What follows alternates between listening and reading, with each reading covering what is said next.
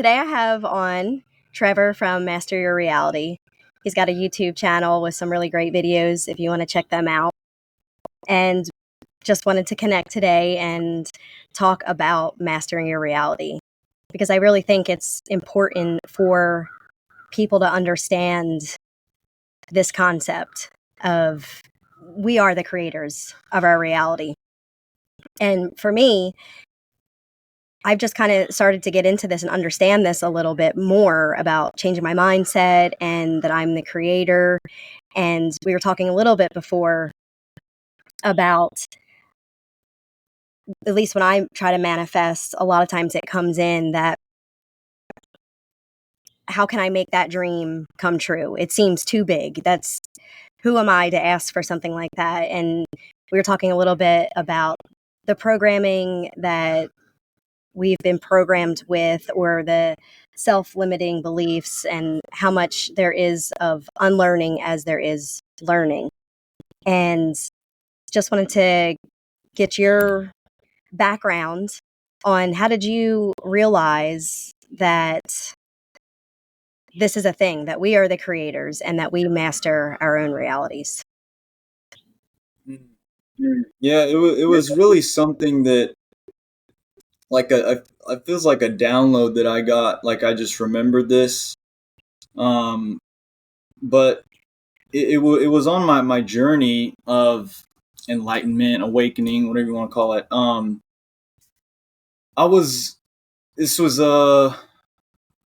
in 2022. So I had already been kind of going down lots of rabbit holes and stuff during the whole lockdown and all that. And by then I had already trained my TikTok algorithm to feed me the videos that I want to. I don't have TikTok anymore, but at the time I was getting I was red pilling myself every day just through TikTok because I had trained it. You can like the videos you like, and then you can actually dislike the ones you don't want to see. So I had trained this thing to just wake me up, and so I'm super grateful for TikTok. I'm grateful for a lot of stuff that most people would be like, why are you grateful for that? But even the lockdown, without the whole COVID thing, I wouldn't have had that time to remember that I'm the master of my reality. And it really was a remembering of it. And I'll be honest, I was having a psychedelic experience with what was it, psilocybin cubensis, magic mushroom, and I had just completely lost any fear of death. I just realized that, okay, whatever this is, whatever I am, this awareness I have does not go away. It is there forever. And so the only thing that changes is the reality, my environment, when you die. And it was after that I was watching this documentary. I think it's on Netflix, called 14 Peaks or something. And it's about this group of hikers, and they hike all the 14 highest peaks, mountain peaks in the world. And as the documentary was going on, in real time, I was translating what was going on in the documentary to my own life, and all the hardship and all the stuff that they were going through, literally climbing mountains. I was somehow in real time making that make sense for the mountains that I've had to climb in life and stuff. And it was during that it hit me. I was just it was like a voice within me. It was like, you are the master of your reality. That's it. Plain and simple. You are. It's all you. It's the choices that you make that determine your reality. And whether you are aware of it or not, there's always a choice to be made. And a lot of it just comes down to how you respond to the events and circumstances you find yourself in. You can choose to respond from a place of fear or lack, or in jealousy, whatever, or you can respond from a place of abundance and belief in yourself and love, allowing. That this is the kind of difference in energy of the choice that we have at any given moment to choose how to be. And it was really after that that I just completely embodied this truth for me that I'm the master of my reality. And I think it's such a powerful message, such a powerful affirmation that I'm just, I just wanted to dedicate my YouTube channel and everything I'm about to spreading it as far and wide as I can, because, I just think that if more people are to realize just how powerful they are, just how we really do create our reality based on our beliefs about ourselves, and the frequency that we embody is what attracts like frequency events and circumstances to us in our life. That's what manifestation is. By you embodying that frequency, you attract those things. We can create the reality that we desire. We can create a beautiful place here. It doesn't have to be all doom and gloom. It doesn't have to be the great reset, new world order takeover. We can create something much more beautiful and abundant, I believe. Yes, there's so many things that you just said in there, so I hope I can remember to get all the things out that I got from what you said. And I remember in one of the videos you said that, and I believe this as well, how the mind is a powerful tool. And just as a hammer can build a beautiful building, or you can crack it over somebody's head. And your mind is the same way. Your mind is this powerful tool where you can create from abundance, or you can self-sabotage yourself. And one of your videos too, and I'm still working through this myself, you said, who are we? Like, who am I? And that really struck me too, because when you were talking about in 2022, and that's funny, that's kind of when my life changed too. I decided to leave my marriage, and I didn't have this awareness that I have today then. I was just kind of coming online to understanding things, and how you had TikTok, which is awesome, because I agree with you. It doesn't really matter where we're getting our information from. It just depends if it resonates with us or not. And we're all different with, not everybody's going to like TikTok. Not everybody is going to like reading a book about something. For me, I had my brother. He's always been just an outside the box thinker. So he really helped me with a lot going through my divorce. And then once I got past that, like coming into my awakening and going down these rabbit holes. And I remember hearing that question a long time ago, like, who am I? And personally, I'm still working through that. But so how does someone find who they are? I think that your true identity is different from your purpose. I think that we all kind of share the same true identity, which is energy, which is awareness, consciousness. If you think about the word awareness, can you define that word? Can you define awareness? I don't think you can. I think it just is. I think it simply is. Just like energy. You can't really define energy. It just is. I think the scientific definition for energy is like the application of work or something, some ridiculous thing that doesn't make any sense. But so I think they're one and the same. I think, and this is what quantum physics is like showing us, that everything is energy. Everything is vibrating at a certain frequency, even though like this, this table right here looks solid, but if you zoom in on the atoms and the atoms, the energy is vibrating and everything's moving, and that energy, which makes up everything, is conscious. There is an awareness, there is some type of intelligence to this energy. And this is what like the double slit experiment shows, that when you're observing light, it behaves differently than when you're not. I'd have to refresh myself on exactly how they did that, but I think when they were observing it, it behaved as like a particle, and when they weren't, it behaves as a wave. But this energy makes up everything. And so I think that is the same energy that is the universal mind. All is mental. And we don't have access to like the same energy that is like for me and you. We're having separate experiences right now.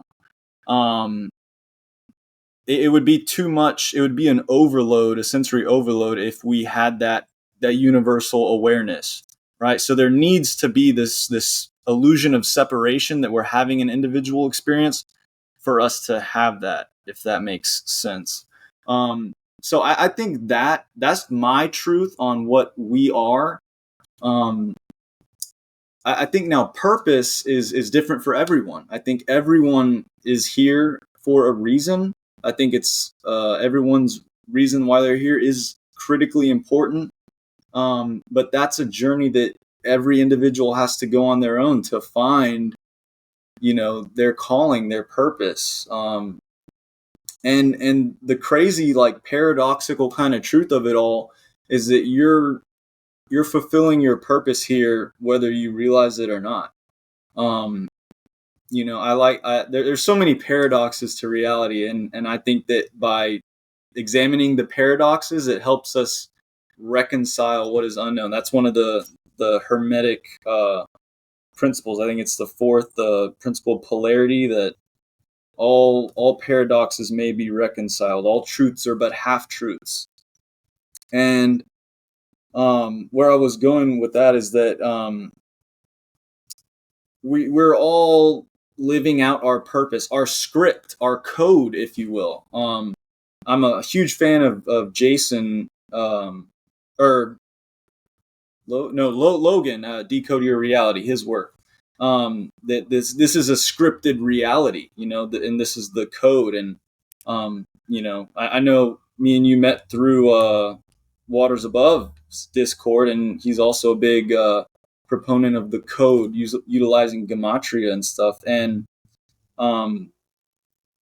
so I do think that there is this script, that our this reality is already scripted, and from a certain perspective, it's all predetermined. But that's not our perspective. We perceive going through life linearly, right? And so we have to go through the experience of making each choice.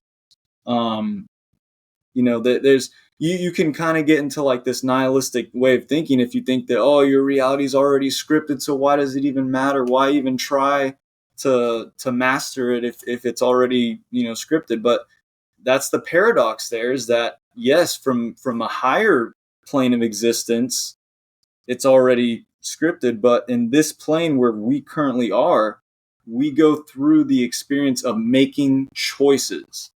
And that's what Master Your Reality is all about. It's all about choice. It's all about self-accountability.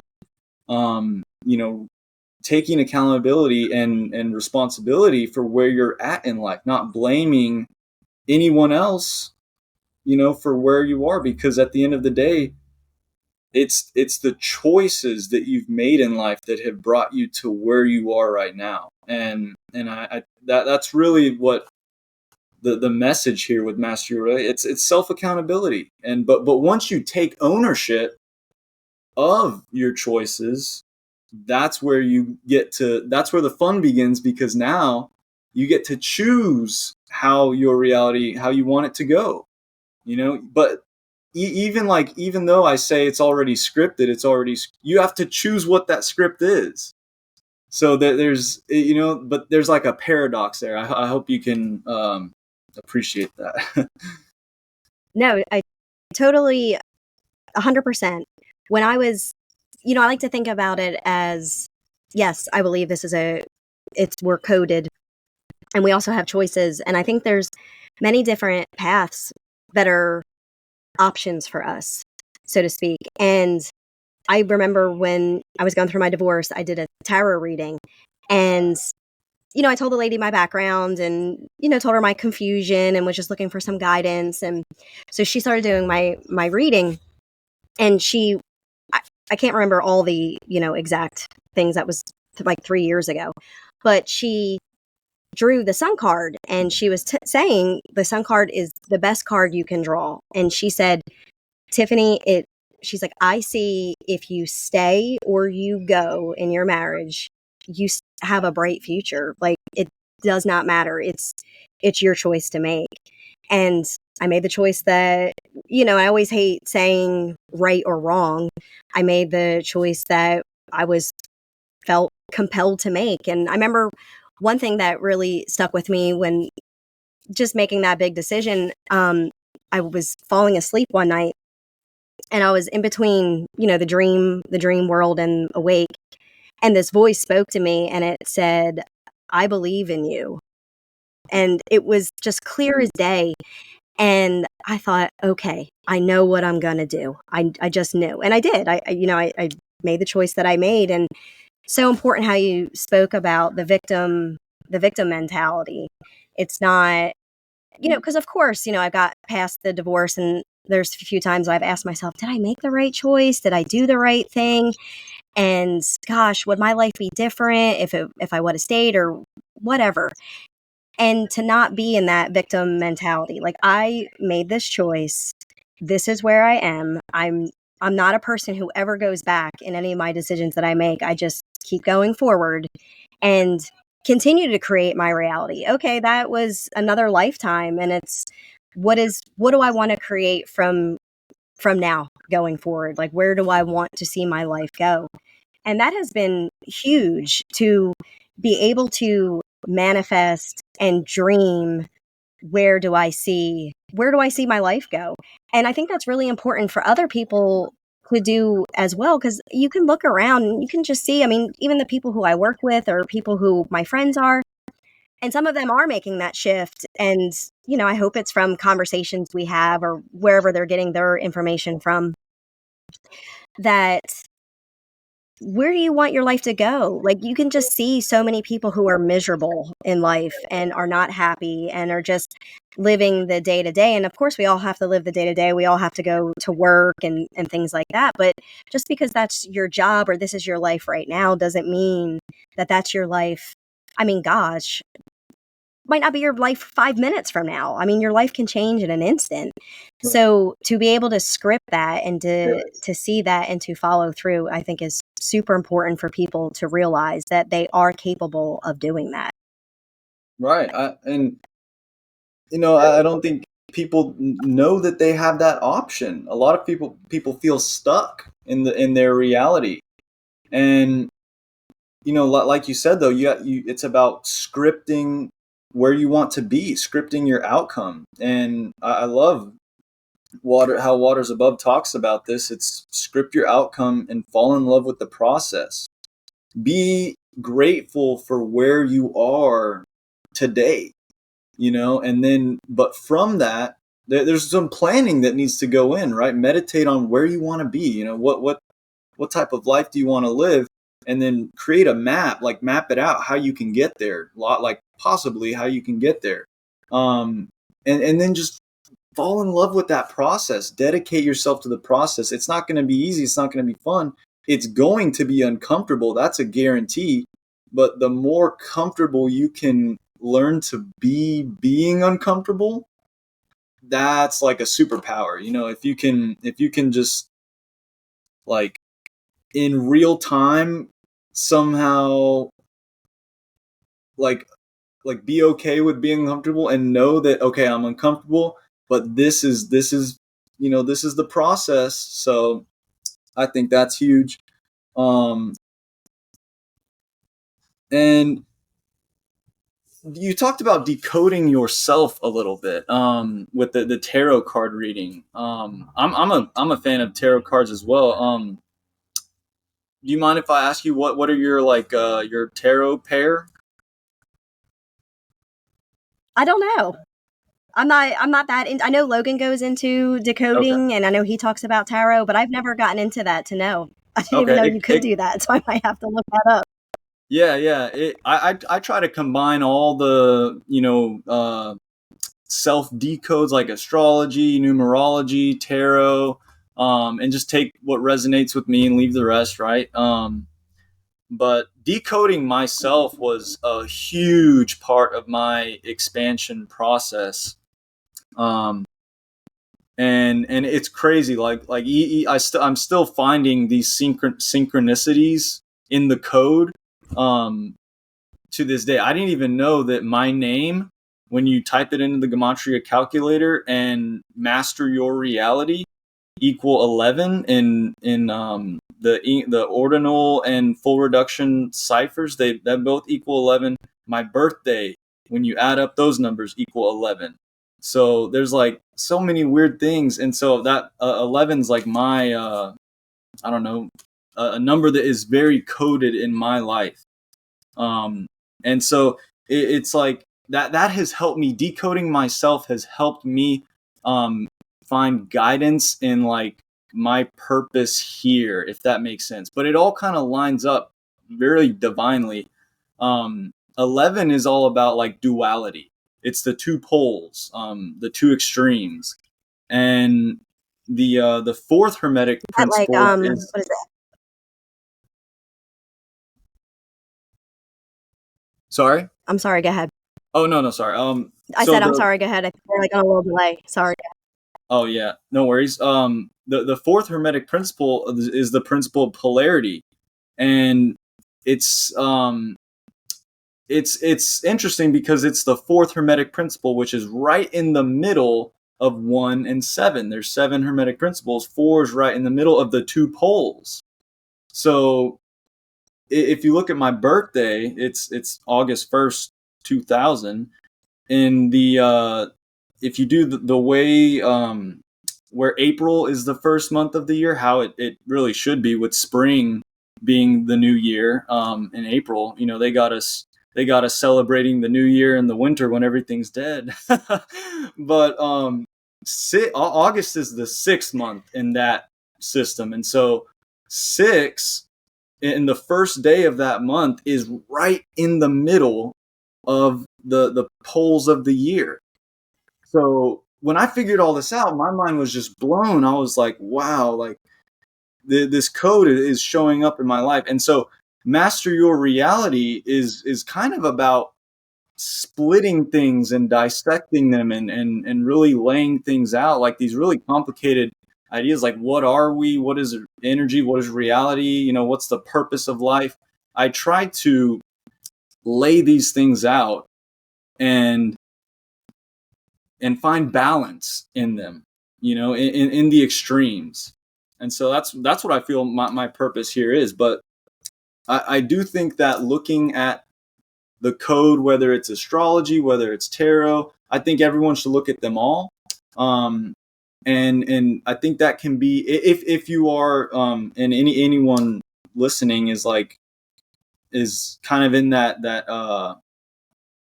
that phase of wondering of what's my purpose, you know, because when you go through that awakening, I feel like that's part of it.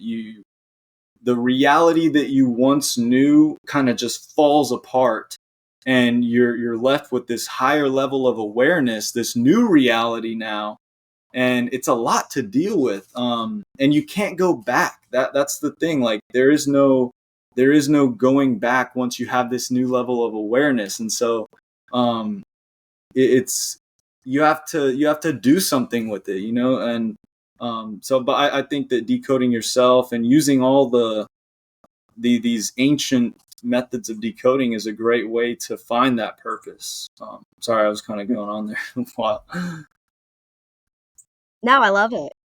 I do. I love that. And when you were speaking of decoding, I just purchased Jordan's decoding.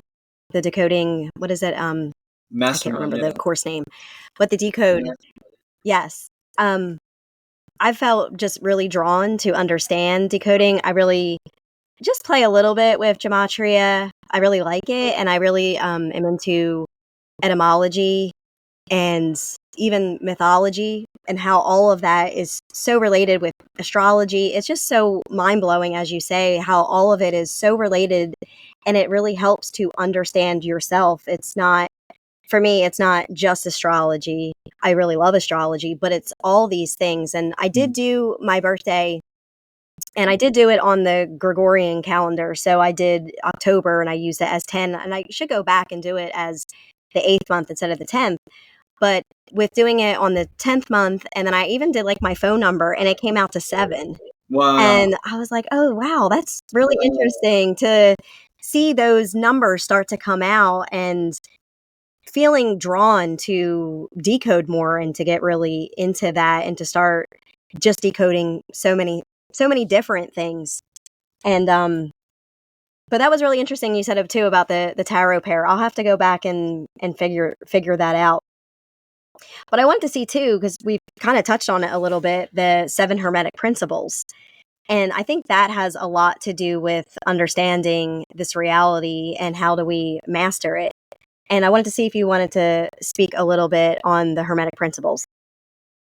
Yeah, I consider them laws of reality, and I've spent a lot of time trying to find holes in it, trying to debunk it, and I can't. It really seems like these are principles of how the universe works on you know definitely on this plane of existence, but like you have to work within the laws. If you are, and that's just what this is about, like being aware of these laws and how they work, you can work within them much better. I I made a, if anyone wants to check it out, I did like a pretty good in-depth deep dive into the 7 hermetic principles. It's on my YouTube channel. But really, when you understand these laws, you can leverage them. You can use them to your advantage, especially like the law of cause and effect and the law of polarity, and the law of rhythm. They're all really just one law.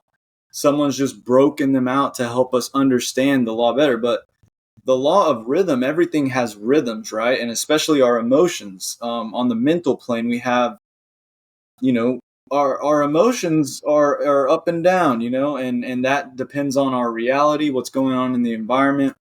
Um, and so the awareness is obviously the first stage of that. If you're not even aware that you're getting swayed back and forth, well, you're just going to be getting swayed back and forth without even realizing that. But once you become aware of it, now that you're aware of that pendulum swing, you can polarize yourself on whatever. Like if you don't want to get swung back the other way, you can polarize yourself at one end of the spectrum by embodying that frequency. And this is where these affirmations are so critical to mastering your reality. It's the I am, the great I am. And so you become what you believe you are. And even though you might not see the results of these things in your life, you can speak them into existence. And it takes time, right? It's not like you can just say, "Oh, I want a, super nice house," and there it is, right? But by speaking the vibration, the frequency, by believing that you are the person that eventually, has that reality, whatever that looks like for you, that's what attracts that reality to you, by you embodying that frequency. It also, that's what polarizing yourself at that pole means. By using the great I am, these affirmations, you polarize yourself at that one pole. And then you just allow the everything else to swing back, but you're still remaining polarized. It's I'm not doing the best job of explaining it, but I hope people can kind of understand how affirmations, override the natural, the great I am, your identity, your self identity overrides anything else that in your reality that you could perceive otherwise, if that makes sense. I hope I answered. Did I answer your question there? No, it's perfect. your video on YouTube was really good. You really went into it. I really enjoyed that video. And then Thanks. I listened to another one. I forget the guy. He's popular. I can't think of his name, but he talked about, and that hit me too, like the sine wave when it comes to rhythm. It's that sine wave. And then when you look at the sine wave, right, it's going up and it's going down. And it really hit me, like thinking that with emotions, you can be high and low in your emotions. And then you have that line that cuts right through the middle of it. And if you can stay in that middle, and of course, we're going to have highs and lows, but to find that middle, and if you can ride that through the middle, how much more even keeled you can be through your reactions, not reacting so much, responding. And it's funny because um this one girl who I work with, she's high and low, like on the daily. And and I can see it in her, she has so much anxiety. And I used to be that way. So I'm not trying to say like, oh, I'm just, a perfect little person over here. I used to be that way. And now I have found a way to appreciate the highs. And then when I'm in the lows, I know that's not going to last forever. And then to also find that middle, and it helps so much to be a stable individual. And of course, we all get thrown off track on that. We're just human.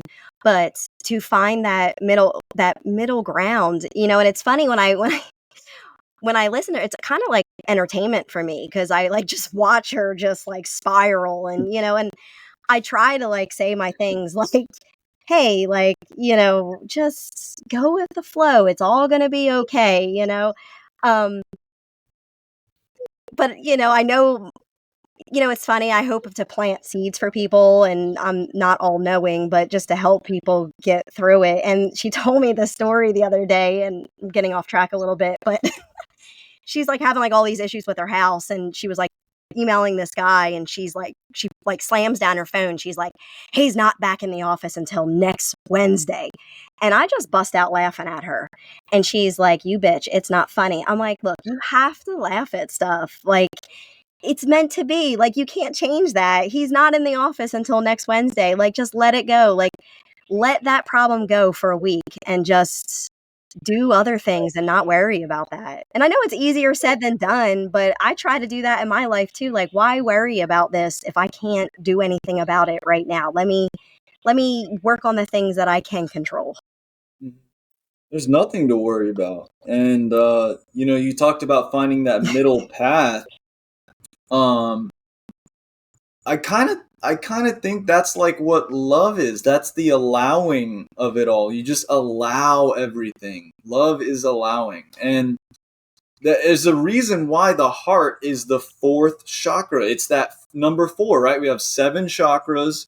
4 is that middle, that green chakra, and that it's allowing it. It is that middle path. You can either get too much into your body, into earthly things, or way too much in your head. But really feeling, letting the heart guide the mind is that middle path, and listening to your heart. I feel like that's how you do that middle path, and it makes sense if it's the middle chakra. I just wanted to mention that. No, there's so much about the middle path. I mean, Jesus spoke about the middle path. You look at the yin yang symbol with the black and the white in the middle, going through that middle. And when you were even talking about the number 11, it made me think of what was it, Boaz, and is it Joachim and Boaz, Yeah, the two Joachim and pillars? Boaz. Mm-hmm. And is that the right name? And then like that's like the Gemini symbol too. Mm-hmm. And about walking, it's like those pillars, and it's always about finding that middle path. Yeah. The way through the 2 pillars of extremes is through the middle. You walk through the 2 pillars, and that, yeah, absolutely. Yeah, and going back to the Hermetic principles, when I was just kind of going through my quote unquote awakening, I was visiting my brother, and he had the Hermetic principles like hanging like a plaque on his wall, and I didn't know any of this shit. So when I saw that, I read it, and I was like, I just knew by reading it that I was reading something that was important, and I couldn't understand it. Like, I just didn't have enough awareness. And now when I go back and read them, I'm like, oh my gosh, I understand it so much more because of just all the other things that I've learned through my path. So I really dig the Hermetic principles, and I think there's so much to that. And I know probably maybe some people are like, what in the hell are the Hermetic principles? So if you want to speak on that a little bit, I know it comes from the Kabbalion. If you want to, and people are probably like, what the hell? I mean, some people might know what the Kabbalion is, but some people might not. So if you want to speak on that too, like, where does this information, the principles come from? Yeah. So they come from, the Kabbalion was only written in like the 1800s, I think. But the knowledge, the information from the Kabbalion was taken from the Emerald tablets. That's the source of all this. The Emerald tablets, which were, supposedly written by Thoth or Hermes Trismegistus, like a very ancient wise being. Funny enough, I was listening to the Billy Carson Joe Rogan podcast today, and Billy Carson's like an expert on the Emerald tablets. But Thoth, Hermes, Mercury is the other. These are all the same entity, just interpreted differently through different civilizations. And so this goes back to like ancient Egypt. Like, this is some old knowledge. This predates the Bible, any Abrahamic religion today. This predates all that stuff. So, if let's say that there was an advanced civilization a long time ago, and that civilization at one point was living in harmony with the laws of the universe and with truth, I think that's where this comes from. I think this is a very ancient text that was either given to us by an advanced species. I'm not super big into all that, but I think this knowledge is sacred.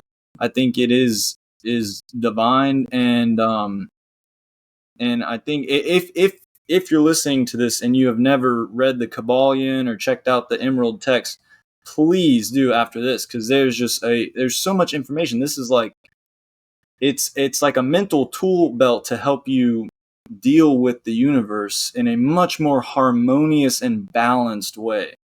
It's all about balance. And so yeah, I encourage anyone to check it out. But yeah, it goes back to the Emerald tablets and Thoth and ancient Egypt. Super, super old stuff.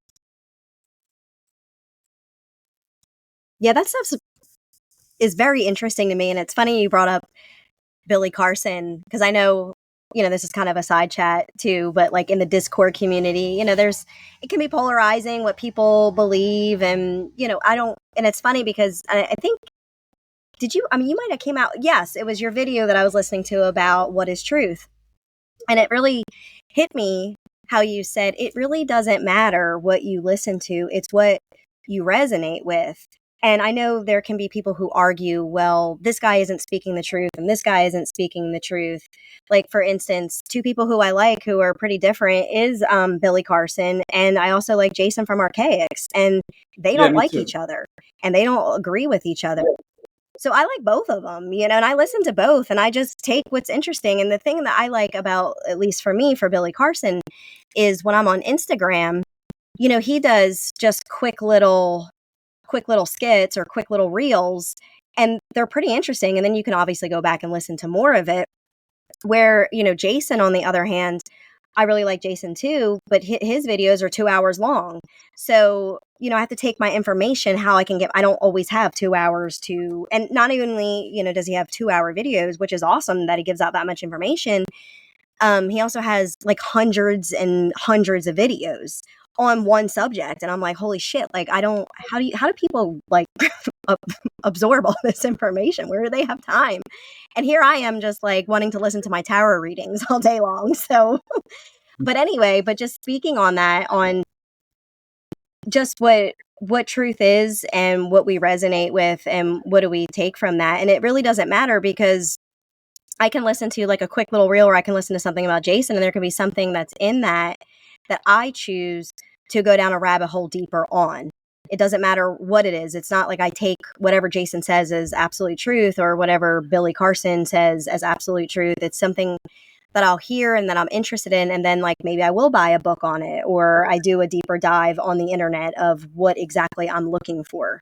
And I just think that's important for people to know that too. Like, why waste time arguing who is right and who is wrong? Because and that's another hermetic principle that we can get into, is they're half truths. Nothing is full truth. Yeah. Yeah, no one has all the answers. No one has the truth in its entirety. Only God with a capital G, the universal mind in its entirety has that truth. We are all just little fragmented individuals of that one truth, and so we all have our own truth. There's really no truth but your truth, your experience, your reality, and the events that have led up to where you are now that have led to you having that truth. That's what truth is. But everyone has their own truth. Everyone's had beautiful and unique experiences that have led them to where they are. And I love everyone that shares something with the world. I too, I listen to a whole bunch of different people, and I just take what resonates with me and I leave the rest. I think there's a big puzzle of reality that is open for anyone to try to solve. And lots of people have little segments of the puzzle piece here and there, but no one's going to be able to get it on their own just by doing research totally on their own, right? You need to work with other people, and like collaborate. What we're doing right here is beautiful, and but I try to take little bits and pieces from everyone that I listen to, all these amazing content creators out there, and then I form my own puzzle. I try to paint the picture how I see it based on the information that I have. Everyone's doing the best that they can with the knowledge and information that they have, right?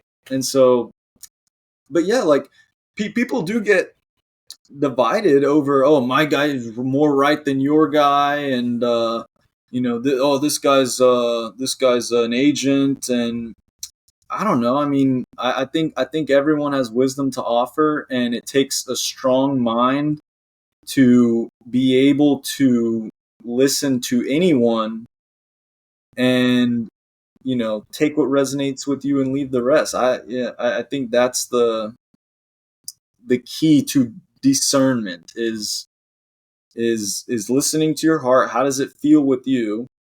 But actually being open to someone else's truth too, because if you're closed off to it, it's not even going to hit your heart to begin with. It's just going to your mind, and your mind's acting like a force field. You have to let it come into your mind and then feel it in your heart, and your heart's going to tell you the truth. Your heart's going to let you know what's up. And so that's just take what resonates with you and leave the rest. That's all I can say. No, 100%. And I was thinking about that too while we were talking, and this is actually the first hermetic principle, is mentalism. Yeah. And that is that all is mind. So, and this is something that I'm actually a little confused on. Are we our thoughts? Ooh, that's a great... Or are our thoughts just thoughts?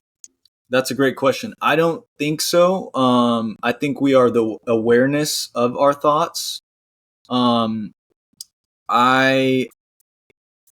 we have thoughts, right? We are not the thought. We are just the awareness of the thought. I'm not sure what thoughts are exactly. I definitely think that our mind is like a receiver of consciousness. And so as we move through this energy field, and the environment, we're receiving all this information. And so I think that the subconscious mind is what generates our understanding from that energy field, and then from that filter, which is the subconscious mind, that's where our thoughts come from. So, and you can reprogram. That's the coolest thing, is that you can reprogram your subconscious mind to get more of those thoughts that you want to have. That makes sense. And that's where affirmations and all that come in. But yeah, I don't think we are the thoughts. I think we are having the thoughts. We are the awareness of the thoughts, and it's the subconscious mind that is generating those thoughts for us to be aware of. If that makes sense. It does. The subconscious mind is so fascinating to me that 95% of our daily running on, programming is from our subconscious. And I worked on a little bit of that through inner child healing, to work on subconscious and to get rid of those self-limiting beliefs and things. And like you said earlier, none of this is easy. Like, it's all hard to just uncomfortable get through. Yes, it's very, yeah. And it all is. And it's funny because there's a bunch of things that have happened in my life, and all through my life, obviously, but just within the last few years that I have a lot of awareness through. And it is true. You start to get comfortable with being uncomfortable, and that was a big thing for me. Like, fear could overtake me at times. Like, I remember being like at a river one time, and I was like thinking, I'm like, oh, like an alligator is here, and that alligator is going to just pull me under. And it's funny because I was like, Tiffany, you're being ridiculous with your fear, And so I actually kind of let myself imagine this alligator coming and grabbing me and taking me down to his lair. And I mean, I didn't get like real graphic with it, but I let myself be a part of that fear, like really be a part of it. And I think about that even though that's like really out there, but for like some things that, I had a fear a while ago that I was going to lose my job.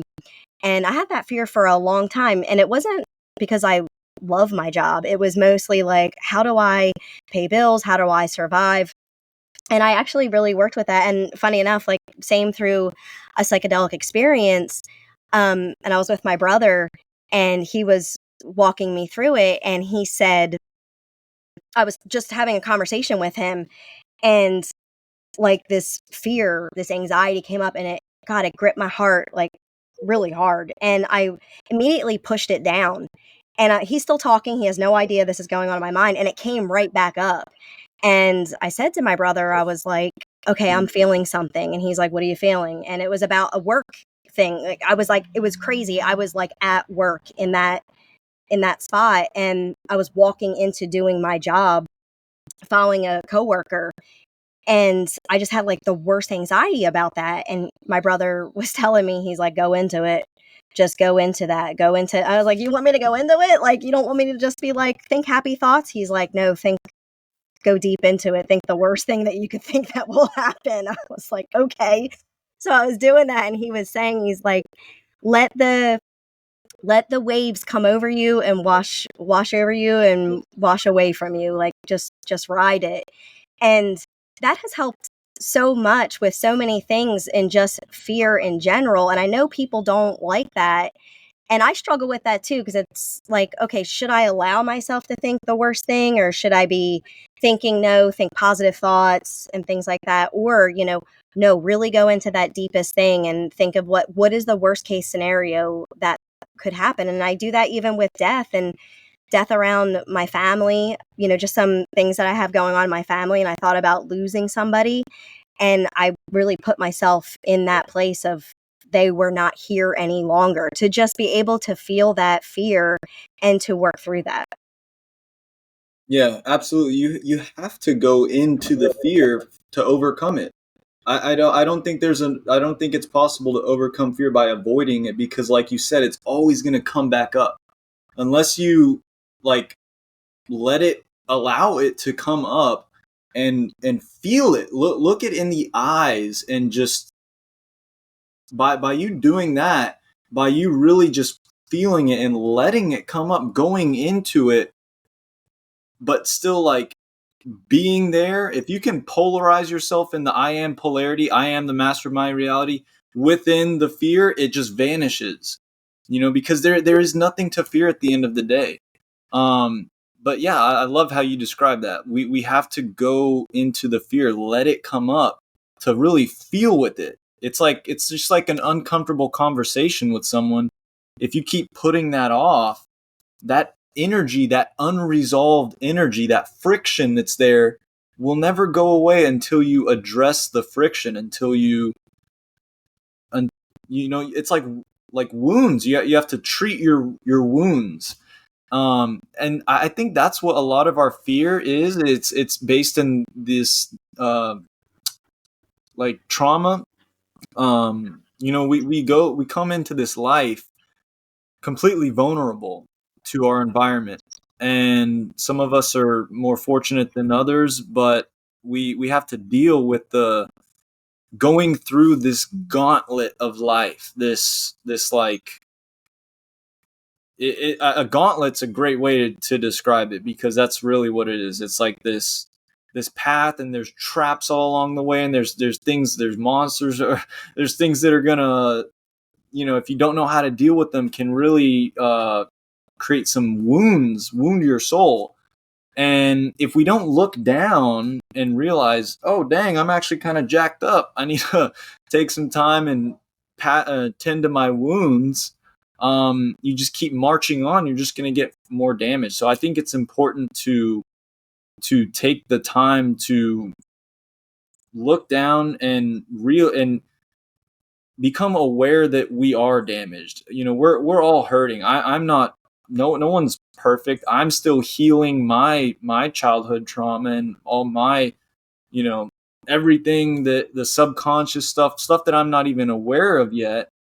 But it's all about allowing that to surface so that you can deal with it, so that you can understand that energy. And maybe, by you playing with it, and by you just allowing it just to interact with it, sometimes it will reveal to you why it's there, and then you can go to the root of that trauma. And once you're aware of the cause of it, it kind of sheds some light on it, and then it doesn't become such a big bad thing that it once was. And you can kind of look at it as it is in your mind, and then you realize, oh, that's what that is. Well, that's not, that's not who I am anymore, or that no longer bothers me. But you have to go there and be willing to have that uncomfortable experience, to look your fear and in the eye. And but once you do that, that's when it goes away. But it's having that self knowing, that inner knowing of who you are, is super important during this process. Because that's what you have to go back to. You always go back to the I am. And that's what led me to this super, powerful identity that I have, is by just completely wiping away all this identity that I had to begin with, to get down to my true identity of this, infinite consciousness. But yeah. No, it's true. It made me think about dang, I forget that gosh, what was that called? Something about Joe. But it talks about this story. Is it Becoming Joe, or do you know what I'm talking about? But it was about this story of, any story that, or any movie that we see, right, where it's the hero's journey. Yeah. And you're called to this path, and there's like this enemy that you have to slay, or the dragon at the end that you have to slay. And that it was a documentary. I have to think, it's something about Joe, but anyway, it's about that dragon is your inner dragon. Like, you have to slay parts of yourself. And I know some people can get into like, oh, it's like killing your ego. And I don't think it's about killing the ego. It's about the demons that are inside of us. Like, one thing that really helped me, and I listened to this, she's on YouTube as well. Her name's The Alchemist, and she did a video on kind of like your shadow self. And well, it wasn't kind of like your shadow self, it was your shadow self. And one thing that really helped me is when we remember memories and we see things in those memories that we don't even like about ourselves, how we reacted or things that happened. It's about putting yourself back in that memory and having no judgment and just observing it. Like, and it's funny because I have a family member who's had a lot of trauma from her childhood, and I've spoke with her and I'm like, I really think you need to like face these things. And the fear about that, she's like, I can never go back to what I experienced. And my brother, who has a psychology background, has spoken to her and said that has already happened. Like, the trauma, like, it's the worst is already done. It's already been done. You just have to have that strength.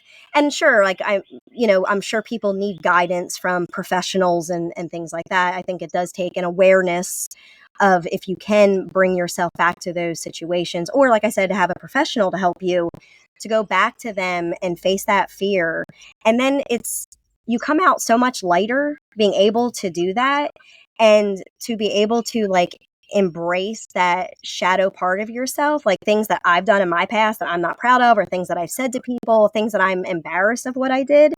And where I now look at it, and still things will hit me and I'll be like, oh, that was so cringe. Why did I do that? But I just really try to think, well, that happened. Like, let me just observe it. Yeah, that's who I was. It doesn't mean that's who I am today. And it's helped me on my path and to grow. And I just feel that a lot of people don't want to do that, don't want to do that work. They just don't want to. And I think that's where people can get really trapped in that as well. Yeah. I don't think we have to kill any part of ourselves. You just have to acknowledge that's an aspect of you. But once you acknowledge it makes it so much more easier, I feel like. I printed out like some of my old stuff from when I was doing some shadow work as well, and this is all that I have, but it says choose an aspect of yourself to work with. Invite that version of you in to have a conversation. Picture it, talk to it, listen, and then acknowledge it. And that acknowledging it is kind of like just you don't have to kill it or try to fix it. It's just acknowledge it and then learn from it, understand why those things happen and how to prevent it from happening again. Obviously you're no longer that person. It's just an old energy that's some old trauma. It's just bringing it up and acknowledging it is sometimes all that's needed. Just devoting a little bit of awareness and a little bit of attention is sometimes all that it's needed. Sometimes it's just like an energy that might be tugging at you, like, hey, you forgot about me. And sometimes all you need to do is just like give it a little bit of attention, and then it goes away. Yeah, 100%. And that lady also spoke on shadow work, and she was talking about the inner child, right? And the inner child doesn't necessarily have to be any age. I mean, your inner child could be when you're a teenager, or, just a younger version of yourself of where you are today. And she spoke about like be a stage 5 clinger to that younger version and show it like so much love and empathy and understanding and awareness of that, and let it go. Just let it go. And it's so true. I think there's so much about this life because none of us come through this unscathed. And you're so right that some people, just have more fortunate events that happen to them. And even with my life, and I don't have a terrible life at all. I want it to be something different. But it's not lost on me that I prayed for what I have today. I prayed for that. Even the job that I have that pays my bills, I've done that for 17 years. So 17 years ago, I remember praying for this job to happen, and here I have it. And I still, I don't think there's anything wrong with wanting more and changing and wanting your life to be somewhere, but it's not lost on me either that other people pray for a life that I have or other people's lives. And just by saying that nobody goes through this life unscathed, but it's about just figuring ourselves out and letting just constantly, even that there's that story about like angels, right? Like angels, they fly because they are so light, because they have let go of so much. There's so many stories that you can relate from, the Bible to what every individual goes through on a daily basis of just. And I personally I was a person who was super angry. I'm not going to go into all my stories, but just super angry about so many things and have been able to let so much of that go. And I really do walk around like so much lighter now. And it's pretty amazing.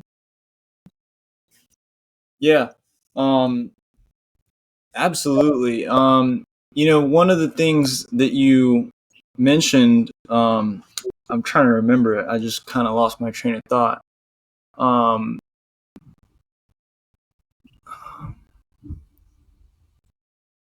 Healing. Dang, I forgot it. But yeah, I totally just blanked out there. I'm Yeah, sorry. it happens. No, it's totally fine. There was something you said earlier too, and I blanked out and I was like, shit. I usually take notes as I'm going because I'm like, oh, I know my minds. I'm going to forget about it.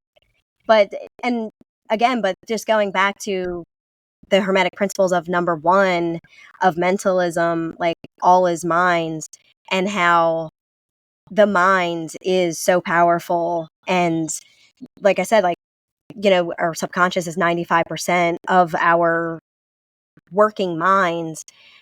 And to be able to work with that. And also, I know with the mentalism, all is mine, I know that comes into like manifesting. And then I think that's related too with the manifesting of what I said earlier. When people manifest, I think a lot of times you can get messed up in that if you doubt what you think you deserve, which is, from the subconscious minds, from what we've been programmed to believe. And how you were saying earlier about working on changing that programming and affirmations and believing in yourself that we are all here to be amazing. Like whatever we want to do, we can do here. And I just really honestly wish that more people would awaken to that. And I know we talked about this a little bit earlier too. If we could all awaken to that and really believe it and practice it and look into the Hermetic principles and whatever rabbit holes that goes down, that we can change ourselves, change people around us, and those like ripple effects that can change the world. And even when you spoke about, yeah, I mean, I like talking about that kind of stuff, like, the government and, the oversoul of the world or whatever. It really doesn't fucking matter. If you can master your own reality, what goes on outside doesn't really matter, because if you change, like even like with the wars that are going on and things like that, if we did take the time to really change ourselves, that has that ripple effect to change the world. Absolutely. There's a great graphic. It's like how your light changes others, and it's like a group of like dark people, and then you come in and you just be you, just shine your light. Well, that light has a ripple effect. It radiates out into those other people, and then their light has the same thing. It ripples out and it creates this ripple effect. Um, and if you that's how light actually works in nature. Like there, by just shining the light on darkness, the darkness goes away. There's a lot of darkness in this world. Like I'm totally aware of a lot of the messed up stuff that's going on, but the way that we change that is shining light on it. We shine the light on the darkness, and I think that's what's happening right now, which is a really cool thing. I think we are living through a mass awakening of awareness, of consciousness. I'm sure you're familiar with the transition from the age of Pisces to Aquarius, and we are in that transition, that shift right now.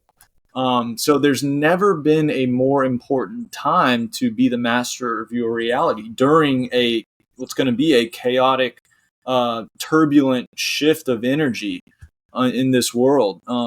So I'm curious if what is the age of Aquarius kind of mean to you? What are some things that you think we can expect moving forward? Yeah, I think there's like polarity, how we talked about there's going to be good and bad things that come from that.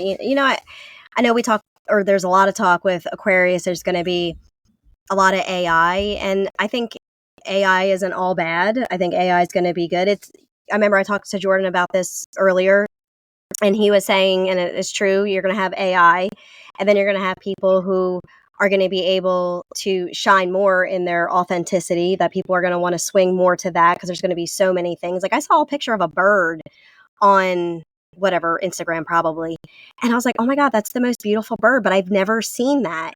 And it was AI generated, and I'm like, oh my God, this is the world we're in, right? Like you can't even trust a picture of a freaking bird. And so I think there's going to be that. I think there's going to be a lot of more spiritual awakening.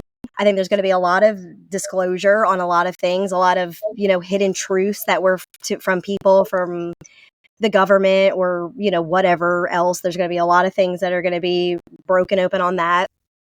I think things like transgenderism and all that, I think that's going to be even bigger. And I think it's going to polarize people, but I think I'm hoping that more of a deepening of that will come through, and people just, and I'm just using transgenderism as one thing, that there's just more of an understanding and acceptance, and just mind your own business. And but also hopefully there's like a lot more talk about it. I just think, like how you said, I am hoping with Aquarius that there will be more of an open mind.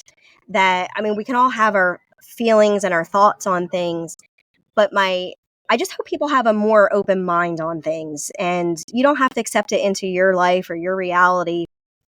But I think if transgenderism, or even homosexuality, whatever, things that just aren't like, I'm not saying like they are accepted, more accepted now than they ever were, right?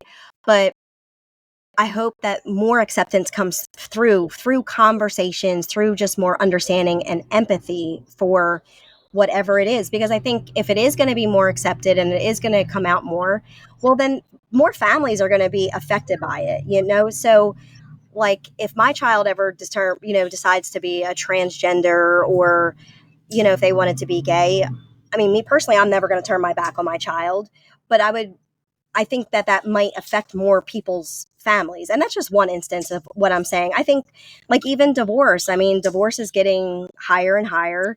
So hopefully that will lead for people to find their true partner, and not let like societal norms of, oh, you have to be married and have kids by this age, and just pick somebody, they're good enough. I hope things like that change. And for me, Pluto, which rules Aquarius, is in my ninth house. So that rules ninth house rules spirituality, and long distance travel and things like that. So I think it also will depend where Pluto is. Where Pluto is in my fifth house of the sun, but Aquarius is in my ninth house. So sorry, but Pluto is now in Aquarius.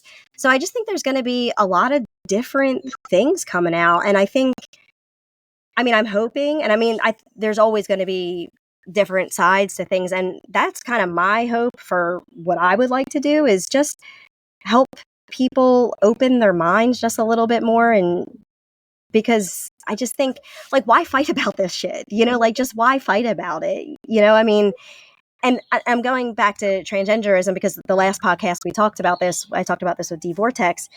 If you don't want your child to be read books by a drag queen, I mean, that's for you, right? Like, that's for you to take up with the school. That's for you to stand your ground. I don't think people should just like be bulldozed by what they don't want. But there also has to be an understanding for people. We're all so different. And you talked about this too in your last video about perspectives. Sorry, there's a truck with his radio blaring and his cut off muffler. Okay.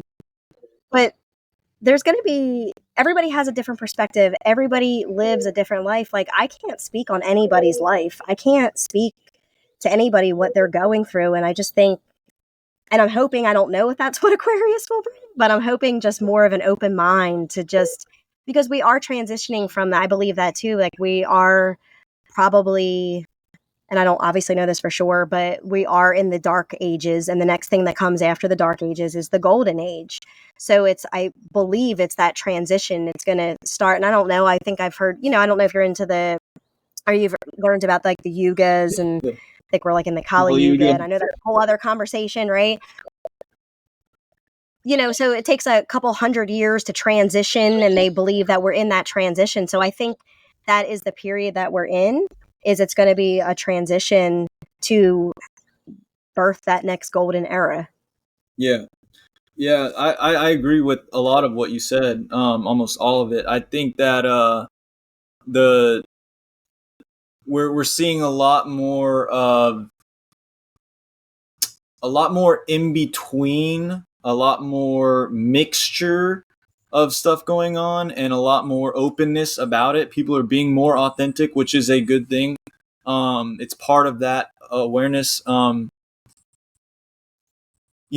think a lot of the stuff we're seeing, like with transgender and stuff, I think it all comes back to identity. I think as a humanity, we're going through an identity crisis right now, and that's really what I would love to help people with. That is that identity crisis. You need to know who and what you are. And that was the first video I made.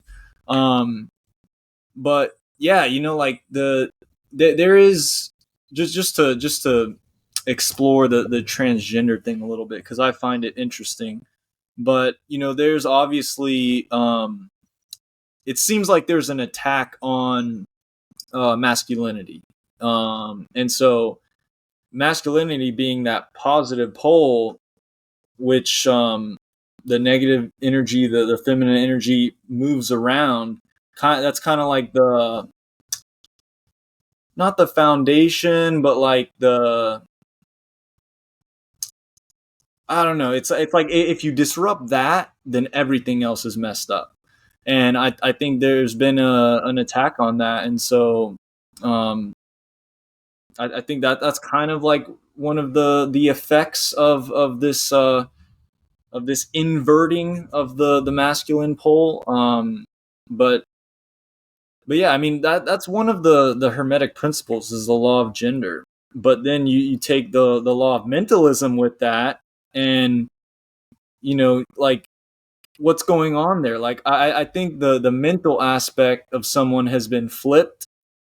So you have it's an inharmonious relationship, and you have to, the only way to restore balance in that equation is to flip back the pole to how it was intended. So that's just kind of my truth on that. I know a lot of people might not like that, but we come here with a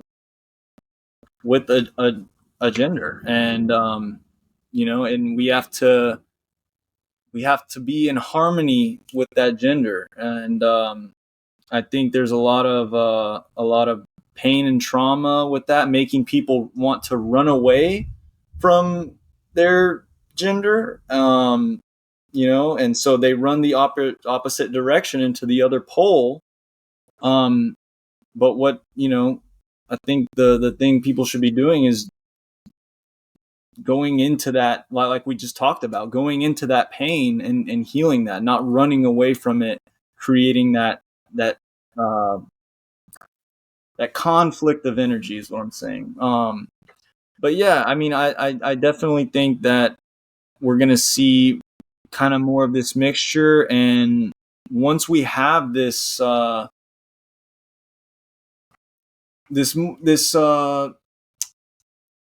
needs to happen is the identity of who we truly are needs to go viral. I think that if we can get the truth about who we really are to go viral, I think that will be a critical shift in in an explosion, and that will probably be like the start of the golden age. How long that's going to take to get to, I don't know. We got to work through a bunch of other stuff before we can get there. But I think we're going to see a unification of science and religion, of spirituality. You know, those two have kind of been the poles, the opposite poles for in the age of Pisces. We've had science and religion, and especially now towards the end of that, we're really seeing the two conflict. But in that conflict, people are now exploring both sides of it, and I think already we're starting to see that unification, that, you know, science doesn't have to be absence of God, and the spiritualness doesn't have to be absence of science. You know, the two can work together. We just have to figure out how they are working together. So I think that's going to be, I think we're starting to go through that right now. And yeah, just kind of, you know, I'm sure you're well familiar with just the energies of Pisces being the two fish, the yin and the yang, and really Age of Aquarius about the water they swim in. It's all one, you know, the unification of that. So, you know, but in this transition, it's the mixture of all that water. It's going to get turbulent, and so I think it's super important to have that awareness of who you truly are, so you can deal with the chaos. So you can have like a mental toolkit to deal with the craziness that is happening now and will continue to come, because we're barely just getting started, I think. And the world's going to get, you know, very interesting, you know, coming. But that's why things like what we're talking about, the Hermetic principles, and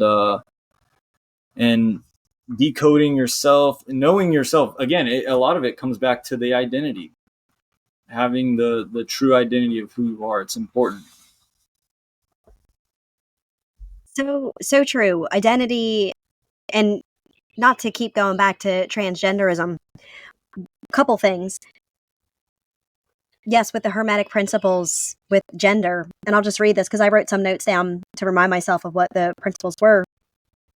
And it says under gender is in everything. Everything has its masculine and feminine principles. Gender manifests on all planes.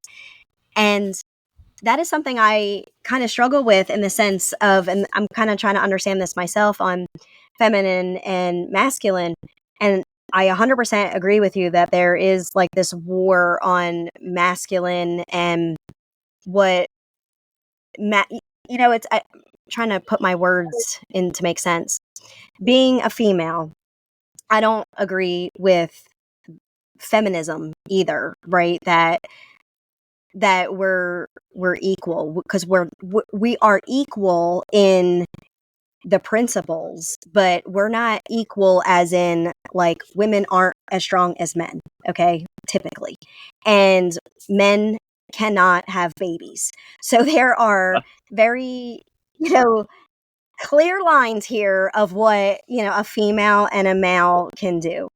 And I agree with you. I think there is some kind of imbalance with, if, you know, there is feminine and masculine, and then if in each of us we have feminine, masculine things inside of us, it is an imbalance. And by empathy for that, it's almost like I would like to have an empathy of understanding these people who are struggling through this and understanding themselves, of empathy, of understanding, and being able to have these people, instead of exploiting it, right, and putting these, you know, I do not believe like transgenders who are males, right, should be swimming on a female swim team. That is just not okay. Or a female, or, you know, what was a male, you know, a born male came into the female MMA and like knocked that girl out. Like, that is not okay. So do not agree with that. And the problem is like that's being exploited, right? Like, we're putting males who are females on like Sports Illustrated, and I think men are getting pissed that they're saying these women who are beautiful, but they're being, I don't think people like being fooled, right, by that's not being honest. And that's why I like talking about these things. So we talked about like having difficult conversations, and I am not the all. I don't know everything. It's just my thing. So I think there are things that are really wrong. And I think too, when people are trying, I think it is an identity crisis. And then because they are feeling at this moment, like, okay, like I'm identifying with being a woman if they're a man. And then, or let's just say it the other way, if they're a woman wanting to be a man and they start mutilating and taking things off their body and things like that, while that is somebody's decision, you can do what you because want. they think those But things how are you wrong. They think those things are wrong in some way, that they're not perfect how they are. Exactly. So in my mind, right, if you are a woman and you want to be a man, like then just be a man. Or if that's what you feel, right, like to take things away from our bodies, right? These are just they're our bodies. But it's a very touchy subject, and I don't mind talking about it. And I'm not a transgender, so I can't really speak on it. But I am like you in the way of just understanding it and giving people like the floor who the ones who aren't being exploited, right, for to make everybody be divided and things like that, but to give the floor to somebody like, why do you feel the way you do? What are the feelings that you're For feeling? sure. Yeah, and we have the both genders in our mind, right? Everyone has the male and female aspect in their mind. Um, and again, you need both. You can't have one without the other. They are necessary for not only creation, but to just like have this experience to begin with. Um, but yeah, well said. I wanted to ask you about the name of your podcast, Save Yourself. Um, I 100% resonate with the truth that no one's coming to save us. Um, the savior That was a mentality. bee that just Yeah, what landed was on my that? face. Sorry. No, That was a freaking bee. oh man, Landed on my face. Okay, I'm sorry. no worries.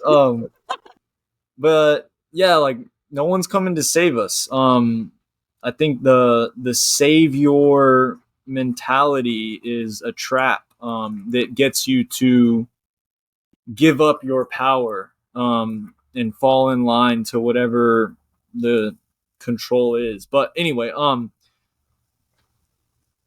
how what do you think is the first step in saving yourself?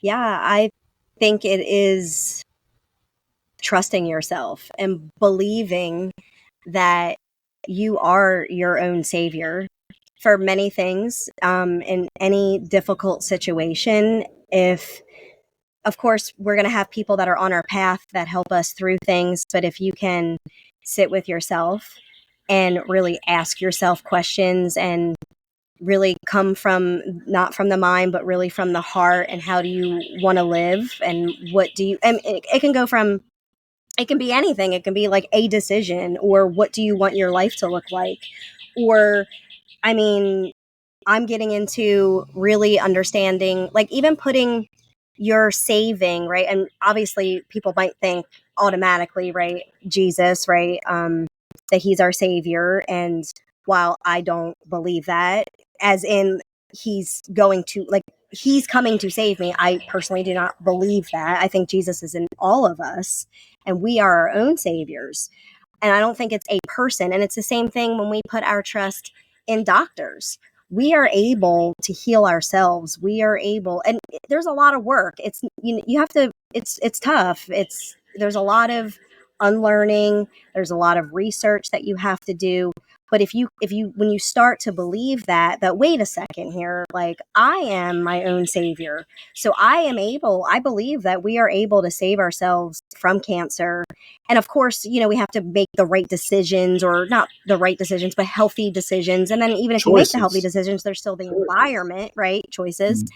There's still the environment that we have really no control over.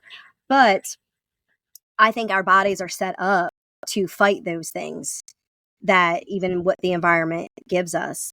So for me, it really is, you can say, oh, yeah, save yourself, but you really have to believe it, that you are the one who can save yourself. And that's in anything. And even with manifesting, right? Like, it's all is mine. Like, the way you manifest is through your own self. It's not someone else saying, oh, this is how you do it. I mean, you can manifest any way you need to manifest, or however you want to, right?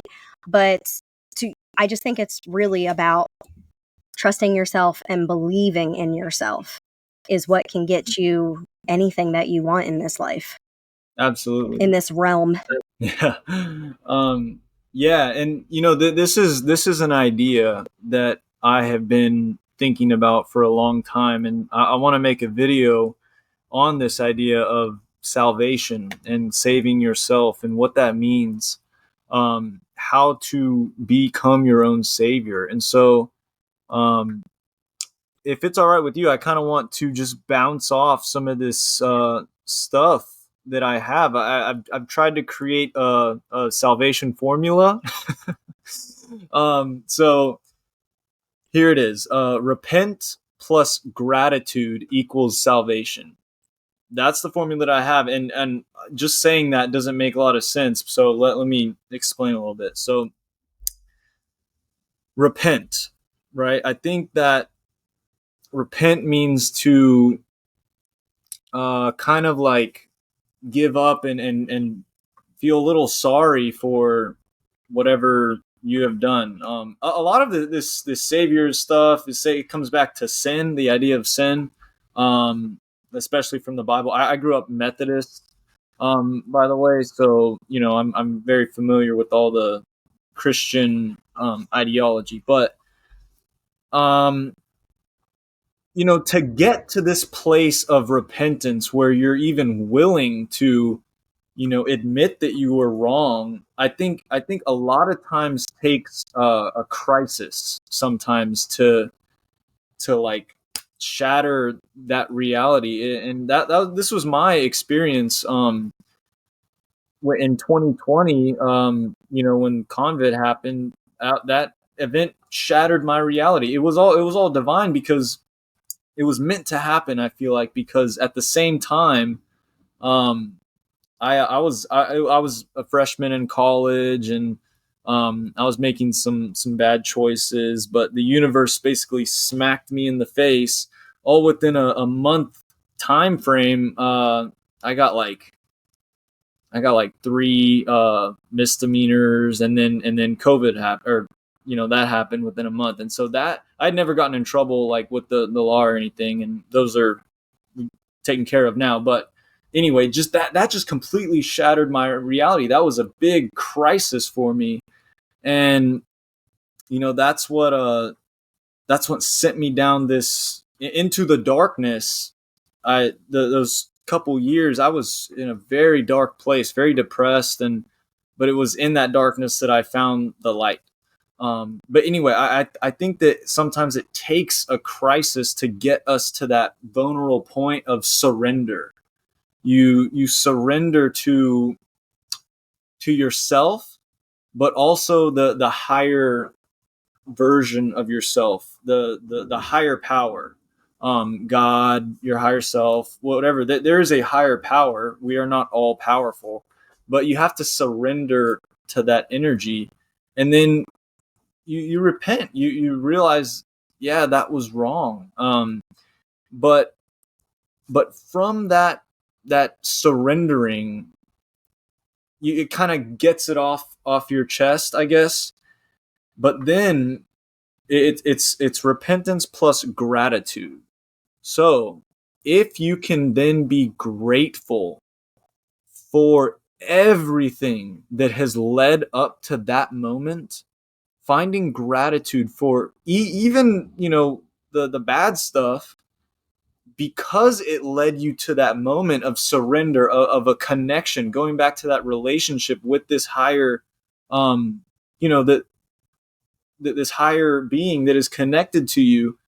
That all that darkness and all that stuff brought you to that moment.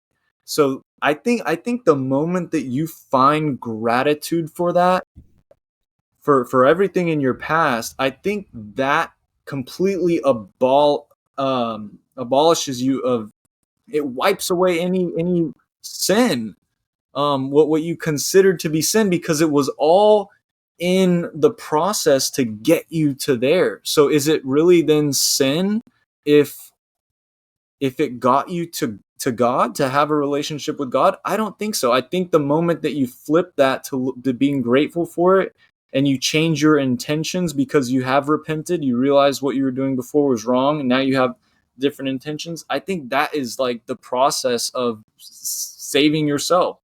That process wipes away any sin. And that's not something that we need some savior outside of ourselves. That's an internal process that happens within. But it's about, so the first one of the first things is surrendering to the power. So I don't know, what do you think about that? I'm kind of brainstorming this, but there's just some things I've been thinking about a lot. Yeah, I love that. I never thought of it that way. And I mean, when you talk about having like a crisis, and usually that is usually what sends people into an awakening. And for me was my divorce and going through that. And when you talk about what was the first thing, like repentance. And so in my divorce and getting through it, and it was obviously a process, but to take my responsibility in the failed, I don't like saying failed, but the marriage that dissolved, right? It wasn't all one person's fault. To take responsibility and, yes, to take responsibility, and then have gratitude that I went through that lesson, that my ex-husband was brought into my life to teach me many lessons, and not just the lesson of divorce. He taught me many, many, many, many, and we were together for 14 years, I think, about that. And he taught me many lessons, and we brought 2 children into this world. And I think that's really important. And you made me think, that's what I was looking up real quick, because I couldn't remember the name of it, but I do this prayer often. Have you ever heard of I think it's Hoponopo? Oh, The Hoponopo on a prayer? ponopo, it's a weird word. Yeah, Coach JV, Yeah. he showed me this. Yeah, I love it. Yeah. So that has helped me a lot in the sense of asking for forgiveness for, if I'm whether I'm asking forgiveness for myself, and I'm just taking it in the example of my divorce, right? And I'm not at the stage where I can, or maybe, maybe soon I will reach out to my ex, right? But I love that prayer, that because you can do it on your own. And I'll just say it real quick. Yeah. It's because it's quick. It's, I'm sorry, please forgive me, thank you, I love you. Yeah. And that just gave me chills, actually, just saying that. And I use that a lot for a Powerful. lot of things. I use it for myself, for like my past self, or for other people that I'm holding things against, because I don't want to hold anything against anybody. And I know most anybody doesn't want to do wrong to people. So I just love that prayer. And I think prayer is a big thing about it. I've talked about that a little bit too, going through my awakening. When I really look back on it, I prayed for my awakening. I prayed, like, I want peace. Please help me find peace. Like, and then it just started happening. Like, and then the divorce and all that stuff just started happening. And I just kept walking through it. And ultimately, all that is what led me to realize that we save ourselves. And funny enough, like, that name came to me, Save Yourself, because people were throwing out some ideas, and I liked people's ideas for the name. But I was like, okay, I like those ideas, but they're not mine. And I really wanted it to be mine. I was like in the bathtub, and it was crazy, like a download, how you talked about a download. Like, the name just came to me, the image of what I wanted it to be, like, and and I've had some people say, like, it doesn't resonate with me. I'm like, okay, it doesn't have to. It doesn't have to resonate with anybody. Like, you don't have to resonate with it. It's my idea, my creation. and it's all mine. That's what I love about it. And I also, to get a little bit off subject, I love your name for your YouTube Thanks. channel. I mean, to me, that's just getting right to the point there. Yep. So that's awesome. Yeah. Do you have any other questions for me? No, I think I I appreciate you talking about that. I think that and the Anapanapano I think You that say it much. that formula is in there. Like I'm sorry, thank you, I love you. Is that it? I think it's what was it? It's please forgive me. I always, even when I say Sorry, it, I have to please look it up forgive because me, it's thank only you, four I parts. love you. That's it. Yes. Yes. Yes, that's it. That's the salvation prayer right there. That's beautiful. Yeah, I think I really enjoyed our conversation, Tiffany. It was um Same. good talking with you. Great to connect with you. Do you have anything else for me or No, I think I'm good, and we'll definitely have to come back on and talk because I know we were going to talk about what happens when we die, and I was like, oh yeah, oh yes, let's talk about that. But we can I was save like, that for let's talk next about this. time. Let's introduce.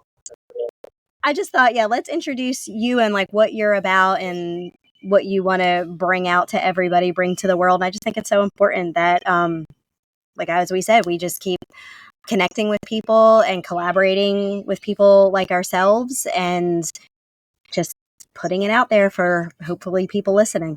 Absolutely. Yeah, thank you so much for having me Yeah, on. I really appreciate it, and yeah, I look forward to listening to more of your podcasts. I think I just finished the one about no one is exempt from depression. I love that one. depression. Yeah. But yeah, Thank you. thank you again for having me on. No problem, Trevor. Anytime. Thank you. Bye bye.